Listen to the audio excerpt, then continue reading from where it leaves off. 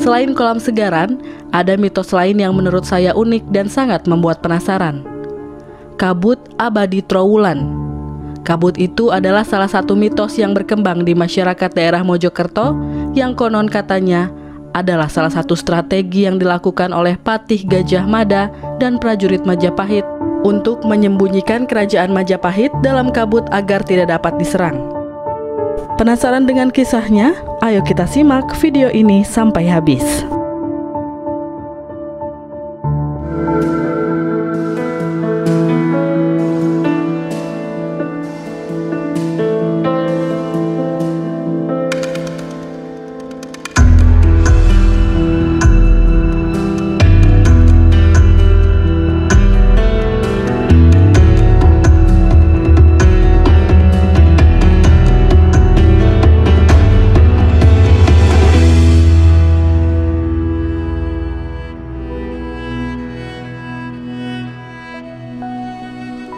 Terletak di Desa Jati Pasar, Kecamatan Trowulan, Kabupaten Mojokerto.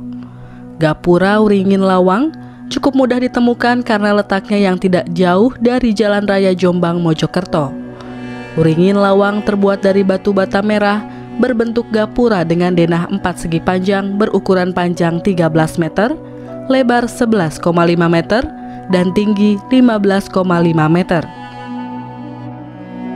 Lebar antara kedua dinding gapura adalah 3,5 meter dengan anak tangga pada sisi timur dan barat.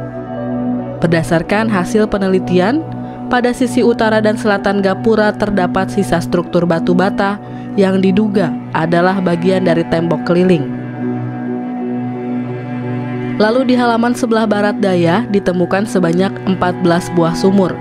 Dari sinilah diperkirakan bahwa Gapura Wringin Lawang menghadap ke barat dan berfungsi sebagai gerbang untuk memasuki sebuah kompleks bangunan.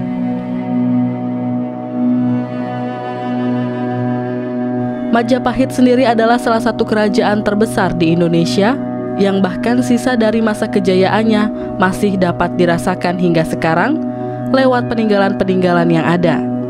Berbicara tentang Majapahit yang konon katanya memiliki pusat pemerintahan di daerah Trowulan, Mojokerto, tidak bisa lepas dari beberapa legenda dan mitos yang berkembang di masyarakat. Selain kolam segaran, ada mitos lain yang menurut saya unik dan sangat membuat penasaran. Kabut abadi Trowulan. Kabut itu adalah salah satu mitos yang berkembang di masyarakat daerah Mojokerto yang konon katanya adalah salah satu strategi yang dilakukan oleh Patih Gajah Mada dan prajurit Majapahit untuk menyembunyikan kerajaan Majapahit dalam kabut agar tidak dapat diserang. Kabut abadi ini biasanya terlihat pada pagi, sore, dan malam hari. Kenapa disebut kabut abadi? Karena pada umumnya kabut akan menghilang ketika matahari terbit. Namun kabut yang ada di Trowulan ini terkadang malah bertambah tebal. Berdasarkan pengalaman pribadi, kabut ini belum menghilang hingga pukul 7.30 pagi. Dengan letak Desa Trowulan yang biasanya bersuhu cukup panas, tentu hal ini sangat menarik sekali. Kabut ini dapat dilihat di sekitaran Kecamatan Trowulan. Namun tempat yang menurut saya cukup bagus untuk melihat kabut ini adalah di sekitaran Candi Tikus, Gapura Wringin Lawang, dan Pendopo Agung Trowulan. Dengan adanya spot-spot ini akan menambah suasana mistis yang ada ketika berada di sekitaran kabut abadi. Biaya yang digunakan untuk melihat kabut ini bisa dibilang gratis.